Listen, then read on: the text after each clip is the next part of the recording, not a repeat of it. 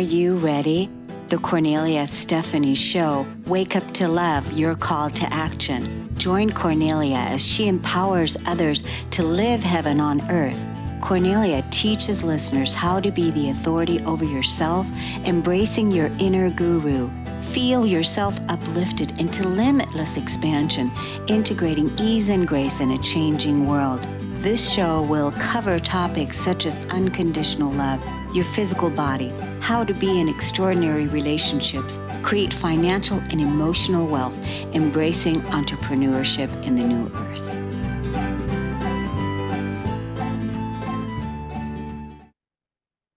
Hello, everyone. Welcome to the Kornelia Stephanie Show. It's an honor and a pleasure to be with you today. My first guest on Stories of Hope today is Regina LaFrance. Now, she is the author and creator of a new movement. This book is about to be released, coming, I believe, in December, but we'll find out more when she comes on. The book is called Shayla, and Regina is the author of this book, Regina LaFrance, and it is her public outcry, a calling and a movement inspired by real events. This incredible story could have been prevented if only her parents would have listened. Her intention for writing this very personal book is to raise awareness with parents to be observant of signs at home from their beloved young who depend on their protection. In this semi-autobiographical bombshell, slated for winter release, Regina holds nothing back as she reveals the traumatic events of her youth at a time of innocence when she was too young to speak up, feared for shame, and was reminded to do her duty and be a good girl by the adults in her life, including her threatening predator, a pedophile priest, otherwise recognized as a hero in her community. Wow, wow, and wow. Regina LaFrance, welcome to the Kornelia Stephanie Show today. Thank you for having me. Thank you very much for having me. Yes, I think this is a very timely show and a timely book and a timely movement of what it is that you're going to be sharing with us today. So why don't you take us straight into it? Hello, everyone. As Kornelia said, my name is Regina. I live in North Carolina. I grew up in Portugal and moved to the United States when I was 18 years old. When I was very young, a very bad man did very bad things to me, leaving me emotionally and verbally paralyzed for 50 years. In 2015, I had a flashback of what really happened to me because one of my clients confided in me that her little daughter didn't want to go to summer camp that particular summer, and immediately brought back memories from when I didn't want to go to music lessons. And my parents told me that I had to go because they believed it was good for me to go. And every time that I went to music lessons, very bad things happened to me that led to the ultimate worst thing that could happen. And I tried to be strong and be tough. And for 50 years, I lived my life in the shell. I was always hiding from the truth and always like running red lights, leaving accidents behind. I never cared who I hurt or where I was as long as I wasn't talking about it. I hid from everything and everybody. In 2015, I had a flashback, and when I came home that night, I told myself I was going to write it down, and I began to write down the things that I thought would be important to remember, but to share with someone.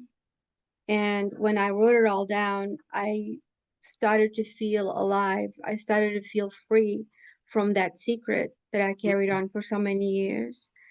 And I had a small circle of friends that I confided with about my secret, and I immediately felt empowered by them and my husband to just write it and see what happens. And most of my friends told me at the time that you could make a change in other people's lives. You could make a difference someday. And I continued to write. And as I continued to write, I started feeling the freedom and the independence. And I researched about what I would need or what I needed to really dig deep within my soul to accomplish what I was looking for, which was emotional freedom. Mhm. And it's taken me about 2.5 years now since I begun writing. In 2015, I wrote it, but I put it away. But it wasn't until about 2.5 years ago that I was talking to a friend, and she told me that she was a book editor. And jokingly, I said, "Oh, maybe you can edit my book someday." And she said, "Let's talk." And we sat down. I told her about what I had written so far, and she said, "You got to start today." And Oh, that's when I began writing Shayla because it's a name I like. And and here we are. It's written, it's ready. Just probably another month or so, and we're ready to release. We have everything just about done. yeah, I And think, yeah, I think my this, go yeah, ahead. let me just say this one thought. I think this is so important right now because there's so many people like yourself that have had this secret buried. And in order for us to evolve and heal from our past, we have to unearth and face some of these shadows and face some of these injustices that have happened to us when we were young. And so this book, this movement, like you're saying, this outcry is going to liberate and help many people. I personally wrote a book myself, so I know the feeling of what it feels like when you're putting it down on paper and you're journaling and you're writing out your feelings and acknowledging them. So the healing that takes place, that happens. The other thing I want to say about this whole book piece is, now you'll be in the book selling business and maybe you'll do speaking engagements and whatnot. But also, when you write a book, maybe even, I know you said everything is pretty much ready. Maybe you can even start selling pre copies of your book ahead of time, having a landing page, getting the book and selling pre copies as you're going around, because that also is going to generate a momentum. So I just wanted to offer that to you. Yes, we actually on my website, which is lafrancemedia.com, and LaFrance, it's LA and France like the country. It's easy to remember that way. lafrancemedia.com. You can actually pre-order the book now. And we are ready. We are ready to launch it very soon. And what I'd like to do, I would love to do speaking engagements, and I would like to be the voice for people that are my age or even older, because our generation, we were never allowed to speak. And it's just the families didn't want to be shamed. In my case, I believe my parents, they were very good and very nice and wonderful people, but I was afraid to shame them. It's just, I was told by my abuser that my parents would never believe me. Yeah. And for 50 years I felt unattractive, unworthy, unloved. And even people now that tell me, "We always loved you. We always thought that you were wonderful." I have a special friend, a childhood friend, that told me the other day that she said she was always envious of me. She always wanted to be like me, but I never saw that. I never saw the love that I had around me until now, that I've opened my eyes and my heart to love myself and love who I am, and understand that when a child is hurt, it's never that child's fault, especially sexually and even emotionally or verbally or physically. When the child is hurt, it's never that child's fault. And the abusers, they they tell the child that they've been bad, or that they're ugly, or they're not worthy of being um, free like a child should be. And the child grows up believing that, and unfortunately it stays with the adult for many years until we decide to make that change. And for me, 50 years is a long time to feel unworthy and to feel unattractive and feel that no one would ever love me. And now I look around and all the people that I wanted them to love me, they loved me all along. I just didn't know. And that's what I like to Because speak of how you about. were feeling, because of how you were feeling inside, because That's of that. right. Yeah. We just have a few minutes left. I want to let the audience know, Regina, how they can look you up on social media. And again, name your website again, where people can go and check out your book. If this is speaking to you and you feel like you want to uh, go deeper, I would encourage you to do so. So go ahead, Regina, let us know how people can find you. Yes, so social media, you can find me on Facebook. So the name of my public page is Shayla, the book that tells all. And the profile picture is actually the cover of the book. The website is lafrancemedia.com, LA, and then the word France, like the country. And YouTube, look up Shayla Book Trailer, and that's a 7-minute video that we made Nice. to for the book, and we had a lot of fun doing that. A lot of tears, a lot of sadness, but also a lot of fun doing the emotional release that that the end of the video is. So I believe and also Instagram, that will be the Shayla the book. Yeah. Well, I think this is extraordinary. And like I said, it's really important right now. There's many secrets that are still buried. And I wish you much success with your movement, with your book, and for all the people that are going to be liberated through the healing that has now happened for you, that you're also helping others to be liberated and healed through that, terrible, terrible pain that has been suppressed for too long.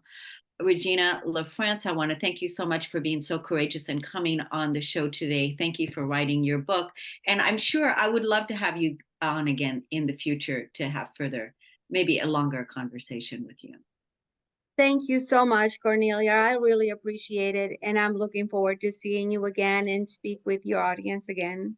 I really Okay, appreciate it. Thank you. thank you. Everyone, we're going to take a break on the Kornelia Stephanie Show. We'll be right back.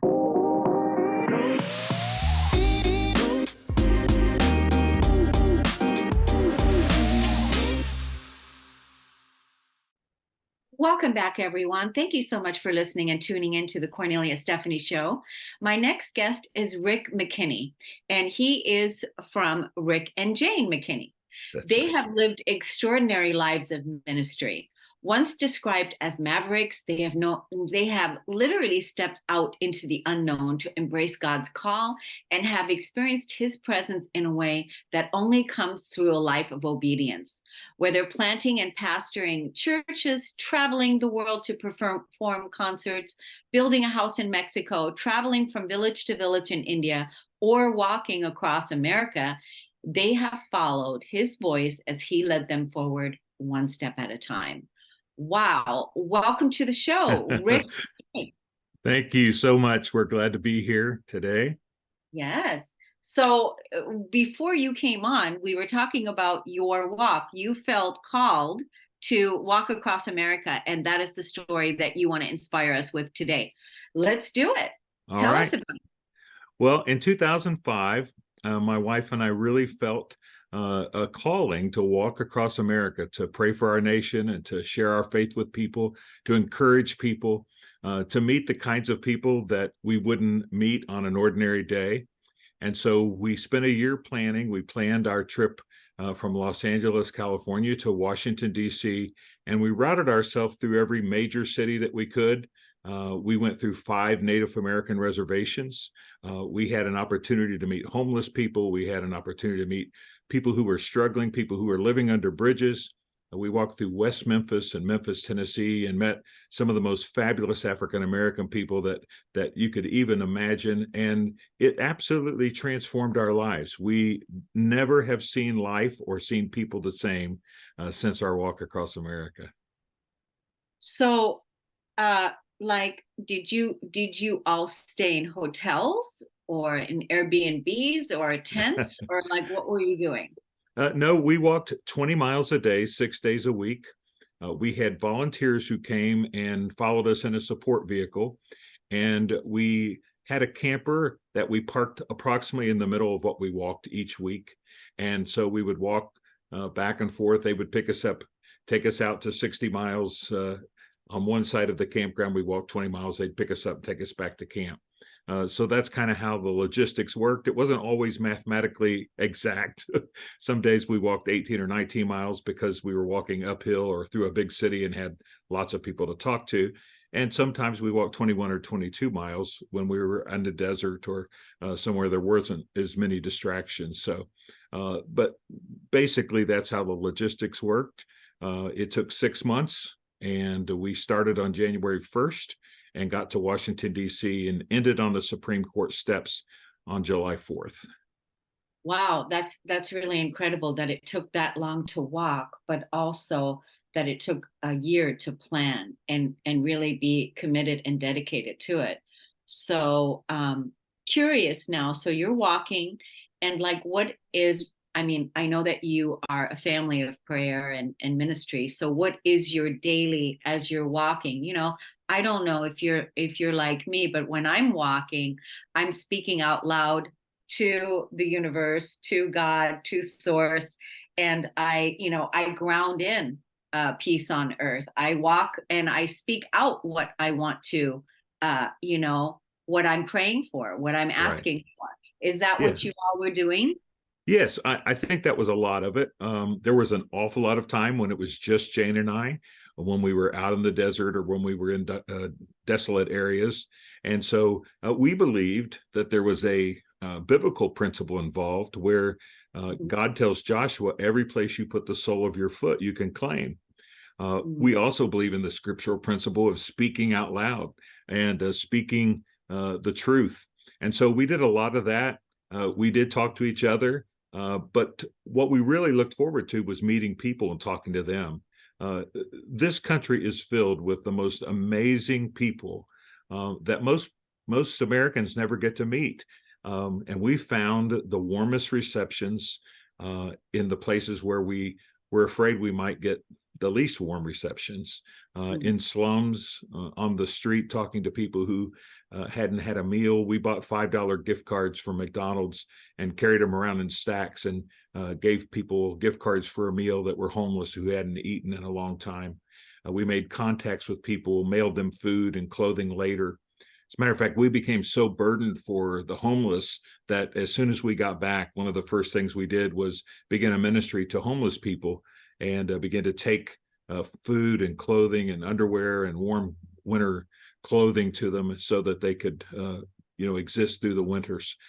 So it just transformed us. It changed us. And we have written a book about it lately, and people are reading the book and they're saying it's changing us. The story is changing us because we're beginning to see people differently than we ever have before. You've written a book about what? The homelessness? No, about the walk. About the walk. Okay. About the walk across America. It took 17 years for us to really be able to separate ourselves from the event enough to be objective about it.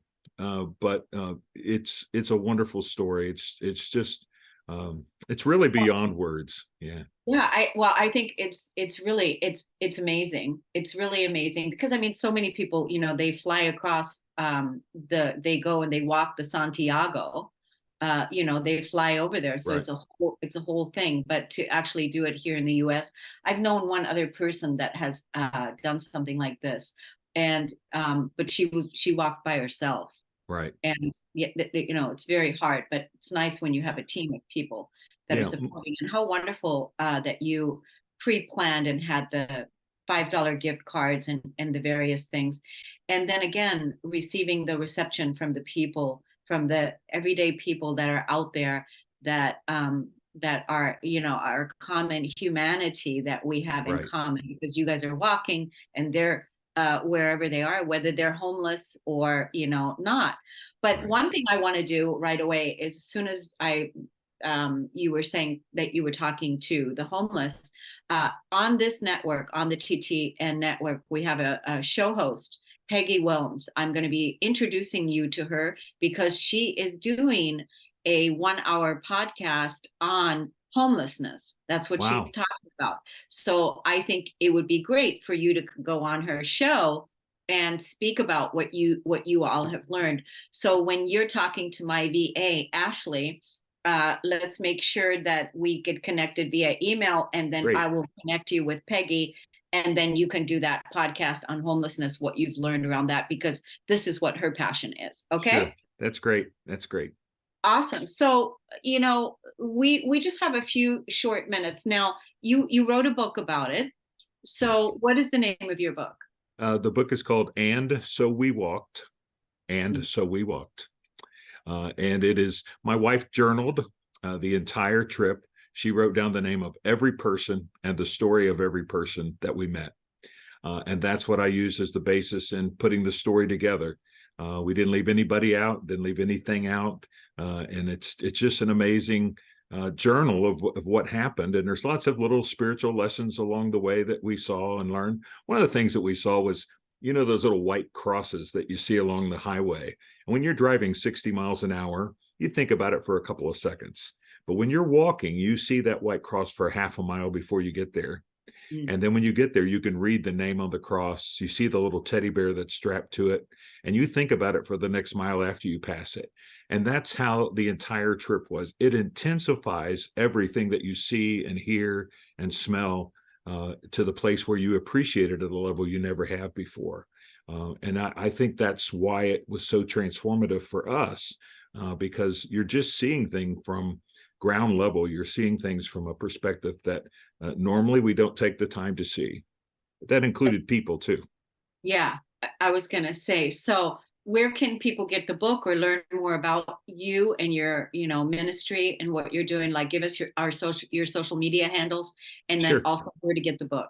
The easiest place to get in touch with us is on our website. It's just rickandjanemckinney.com. Very easy. And the book is available on Amazon, and it's available in audiobook, paperback, and ebook. I narrated the audiobook myself, so it's me telling the stories, which was a great deal of fun. First time I've ever done anything like that, Wow. but it was an amazing experience as well. That's so awesome. I love this whole thing. I love everything that you did, and you're talking about and how you're sharing, even though it took a while to write the book, but that you did it, and now you're, celebrating that journey. I just have one question. Like, I know there were many gifts for you, like many, many, many gifts. And I'm sure they're all listed in the book. What was the hardest? The hardest was seeing my wife suffer. She suffered from blisters from California to Washington, D.C. Some nights the pain was so great that she could hardly pull the sheets up over her feet. And the next morning she would get up, and just to think about putting shoes and socks on was just unimaginable. But somehow she would put those shoes and socks on, and she would take the first step. She would say, God, just help me take the first step. And she'd take the first step, and then she'd take another.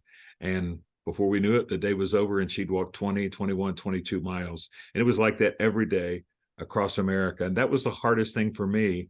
But it was also the most encouraging thing. I've told people for 17 years, I would never have made the walk. I would have never completed it had I not seen what my wife was willing to do in order to complete it. So that was the hardest thing. The next hardest thing was seeing the people like Native Americans who've been mistreated, the homeless people who've been disenfranchised, seeing Americans, people we call Americans who are treated like less than Americans, was extremely difficult for us to deal with.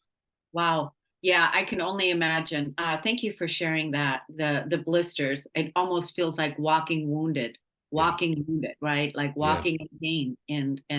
So I'm grateful to your wife too, that she didn't give up and that she continued to persevere. And of course she said, help me take the first step. So that was beautiful. What a beautiful metaphor. So thank you so much, Rick. And Jane is in the background supporting Rick.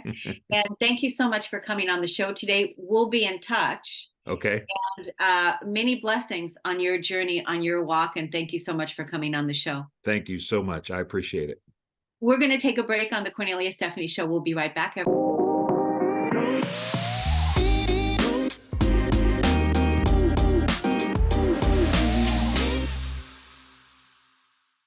Navi Bliss is the demystifier of personal relationships, cultivator of confidence, certified love and relationship coach, certified inspirational speaker, and host of the Blissful Love podcast. She's a contributing author in 2 books, Our Yellow Brick Road and Healing and Grow. She has also been featured on Global News, CTV, A+ Media, and Chicken Soup for the Soul. Navi is also the Chief Police Officer at Thriving Women Network. Growing up with a mother who was physically and emotionally abusive left her tattered sense of self and low self-esteem. This sent her on a path of horrible, toxic, and abusive relationships until she reached her breaking point in 2016. After walking away from an abusive relationship, after going on a healing journey, she was able to flip the script on her own life and is now determined to help others do the same. And welcome to the show today. My goodness, what a life transformation that you've had to go through to end up here, right? Welcome to the show today. Yeah, absolutely. Thank you so much for having me. So, my goodness, is that what got this journey started, with you becoming a coach, with you becoming a speaker, with you helping people? Was that the direction that you were felt called in because of the previous abuse that you had experienced? Yeah, absolutely. So growing up with a mother who was emotionally and physically abusive towards me, I never had self-esteem. Like, I never developed it. So right from the beginning, I had very, very low self-esteem. I didn't have any self-worth. I didn't even know that feeling good about myself was possible. And it sent me in a journey where I was looking for love, because that's what we're all looking for, right? And I was looking in all the wrong places because I was willing to basically settle for whatever came my way. And that led me on a journey of getting into then domestic violence relationships.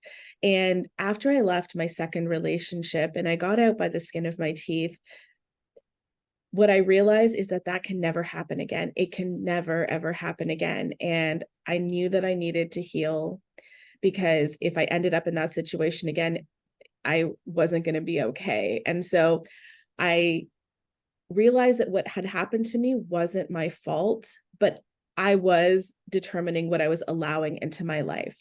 And I'm the only person that I can control. I was the only person that I could fix. So that sent me on a healing journey for my own life that included therapy, included private coaching, included group coaching. And when I got to the place where I actually started to feel good, where instead of when I walked by a mirror, instead of saying something critical, I actually started to say something good, and I actually started to feel good in my own skin. It was like a miracle, because I'd never had that. So it wasn't like I had it and then I lost it. I never had it. I didn't even know that was possible.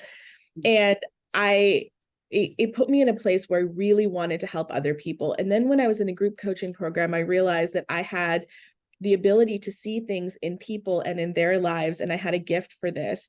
And in that group coaching program, people wanted my advice, they wanted my input, and that inspired me then to go full force in my mission and get certified to become a coach myself and to start helping people. And then the speaking sort of came about as a result of that. I actually didn't know that that's where I was going to go, but that's how life goes. You take one step forward, and then life opens up doors for you. And what I realized is that through my speaking, I have the ability to make people feel seen and heard, especially people that are in situations like, for myself, because the abuse that I endured in childhood was so terrible, that when I was in those domestic violence relationships, I actually justified them. I didn't consider that to be domestic violence because it wasn't as bad as what I had experienced before. And I know that there are other people in that situation where they think, oh, this isn't as bad as someone else has had it, right? And so this can't be real abuse, and they stay in those situations. And just by me having the courage to be able to share my story, it helps people recognize that they might be in that situation themselves, even if they're not able to see it right away, and to just know that they're not alone, that there is a path forward, and to have hope. I've done so many podcasts on healing the inner child. And as you were speaking, when you said that, you just basically said, that's it, this is not going to happen anymore for this inner child, for this beloved, for this person, it's not going to happen anymore. And by you doing that work, of course you're going to be supporting others, right, by the work that you're doing. And you became your own mother, you became your own parent. And not to say that you didn't have support from the community, people that, were helping you, therapists and whatever it was. But basically you were just like, nope, I'm protecting you now. This is not going to happen because you are a beautiful golden flower and I'm going to love you up.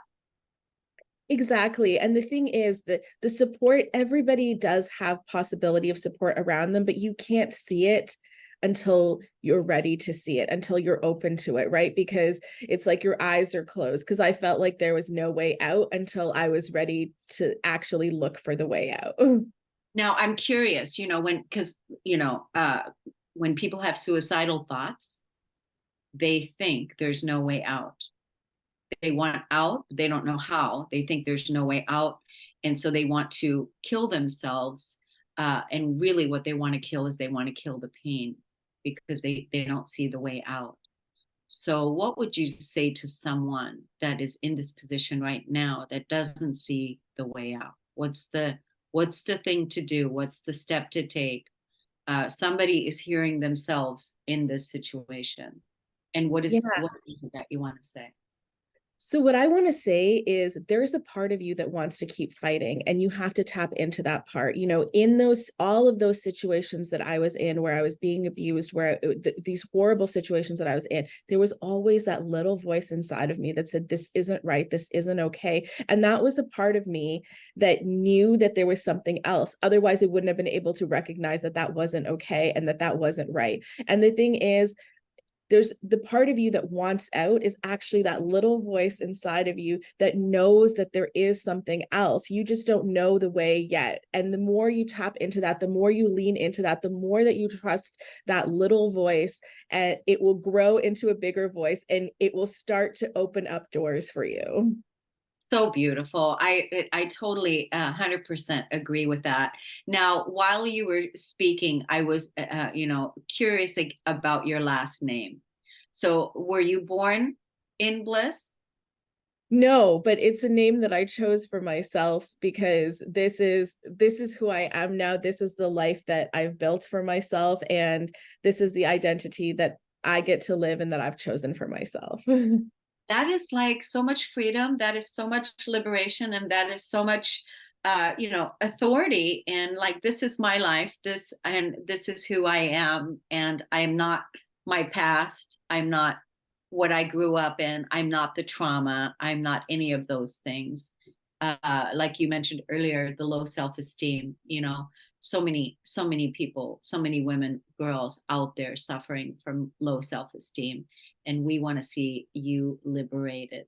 So let's tell the audience where they can find you and look you up on social media. Like, give us all your handles, your website, and all of that. Yeah, so on social media across all platforms, it's just at Navi Bliss, so NaviBliss. And my website is navibliscoaching.com. So you can connect with me there. And if you have questions, if you're wondering if you might be in an abusive situation, just anything, it doesn't have to be related to coaching. I love to connect with people, so don't be afraid to send me a DM. I'm very open and receptive to people. Yeah, it's what you said earlier, which is so true, that some people have been in trauma for so long, or in toxic relationships, or in abuse for so long, that they don't know how to live without it, or what it would even be like. It reminds me of the image of the elephant that has been chained, that has a chain and has been chained for a long time. And now the elephant is free, but the elephant doesn't know it's, oh, I can walk away. Yeah, and it's even more than that. Like it also has to do with our nervous system, right? Because our nervous system, what feels comfortable to our nervous system is what we're used to. So even if you didn't grow up in a home with abuse, but let's just say your parents fought all the time, or there was, a lot of chaos in your house, your nervous system is wired for that. So when you meet somebody that feels stable and kind, or you're in those situations that feel that way, your nervous system feels off, right? And you and you think it's your intuition, and you tend to step away from those situations, and you tend to be drawn towards the situations that feel familiar to your nervous system. But those are not the situations that are good for you, or what you're intellectually or emotionally wanting. Yeah, it's so beautiful. Thank you so much, Navi Bliss, for coming on. For the audience, go claim your bliss, connect with Navi, and we're going to take a break on the Kornelia Stephanie Show. We'll be right back.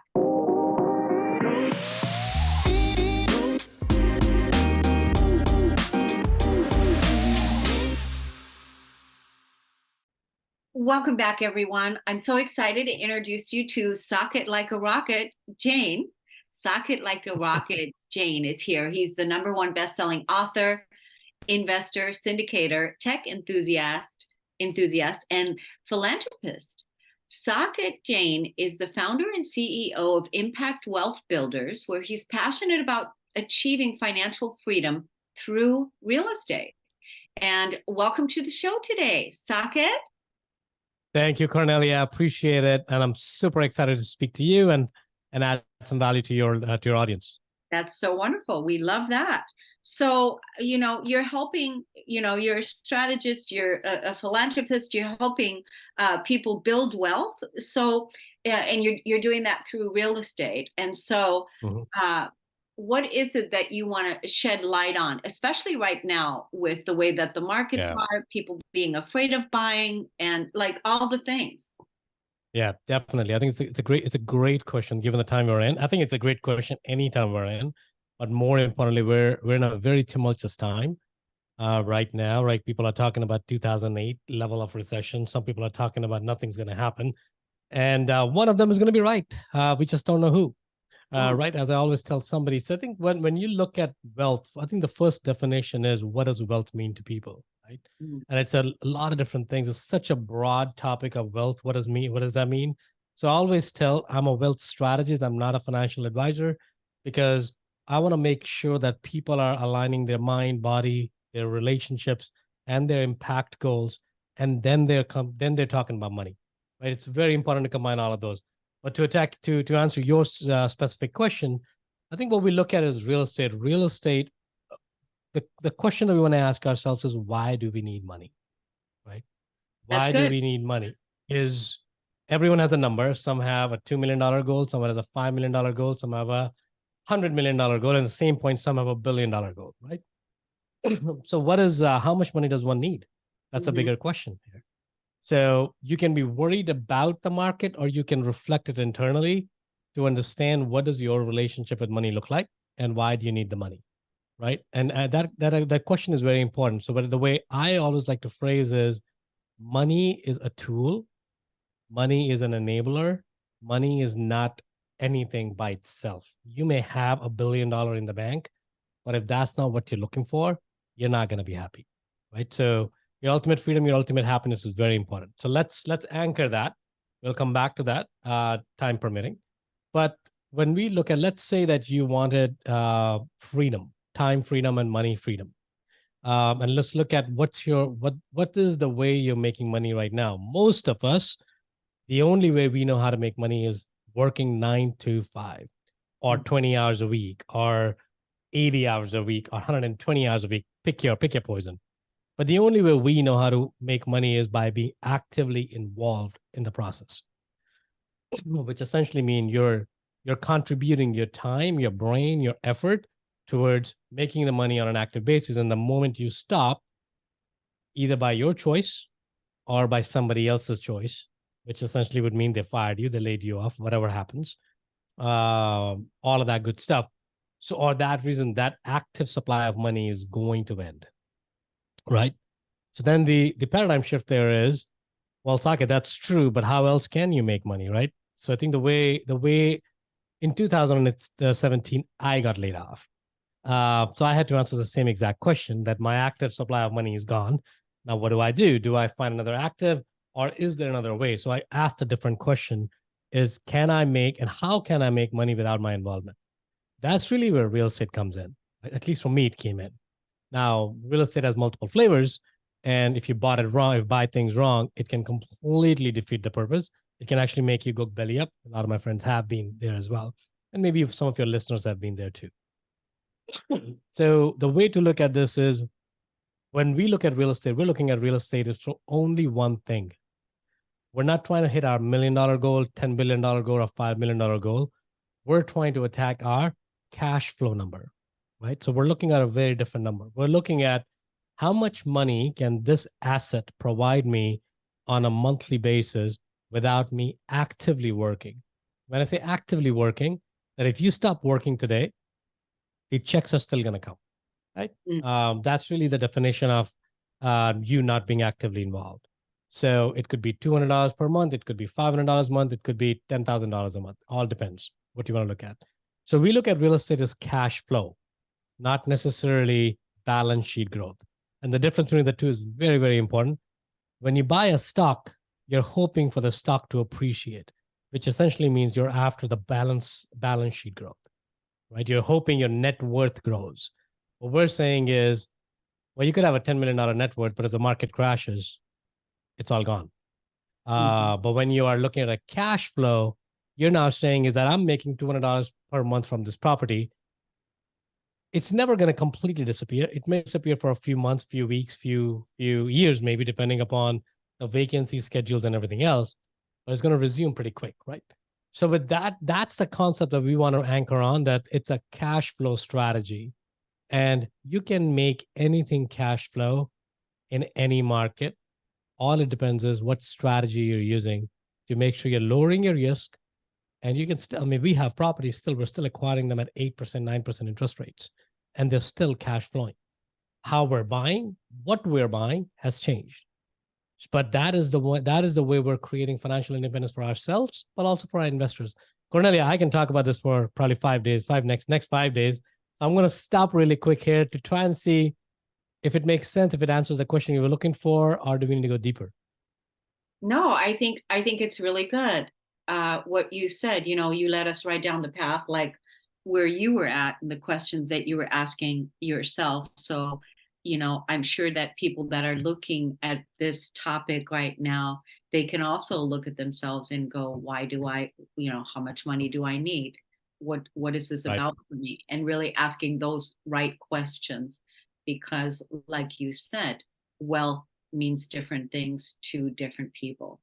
And to really, identify what it means to you. And, because we're not talking about just this next year. We're not talking about these kinds of goals. We're talking about long term, and how how using real estate, to, achieve those long term goals that can support you in the lifestyle that you choose to, create and live.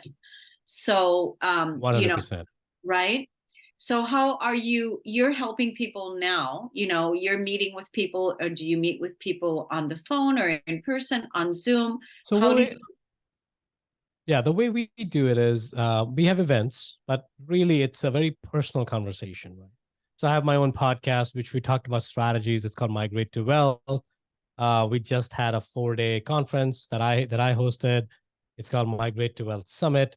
That's our education side, but because I really believe in educating people, because that's what's missing from the Wall Street, which is the stock market and the bonds.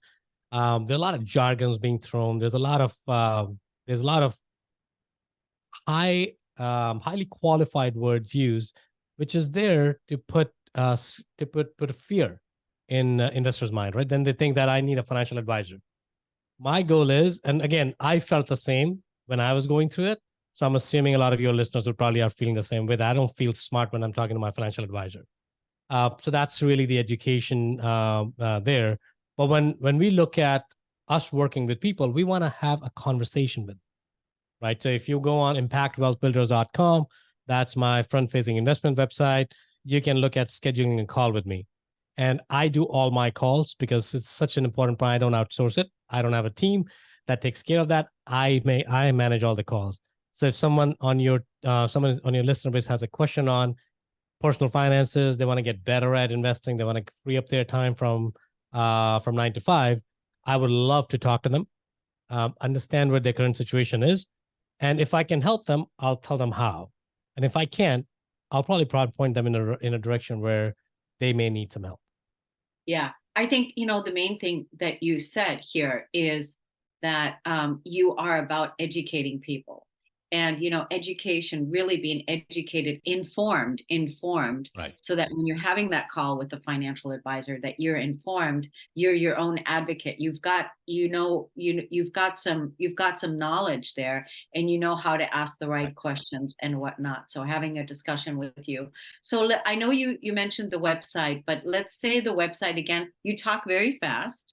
Let's say the All website. right, I'll slow down. Slow down. It's and then the word. Sorry, go ahead. And also give us the social media handles as well. Definitely. So the website again is www.impact, like you're impacting somebody, impact, wealth, money, builders with a plural, right? Impactwealthbuilders.com. And all my social media handles are at Saket Jain, at the Saket Jain. I was hoping I can find at Saket Jain. I couldn't find one, so I added the word "the" in there. So at THE Saket Jain, my first name and my last name. And you can find me on social media platforms. I'm most active on LinkedIn and Facebook, but you can still ping me on any social media network that of your preference. Thank you so much. Thanks for helping build wealth in America. It's beautiful what you're doing, the service that you're providing, and helping people. And I want to thank all my guests today for listening and tuning into the Kornelia Stephanie Show. We'll see you again next time, everyone. Take good care. Thank you, Saket. Thank you. You've been listening to the Kornelia Stephanie Show, Wake Up to Love, your call to action. Tune in each week on Transformation Talk Radio. Kornelia's joy is to engage others in practical ways, showing us how to live in the new earth in harmony with our true nature. For more information on Kornelia and her extraordinary work, or to listen to past shows, go to her website at korneliastephanie.com.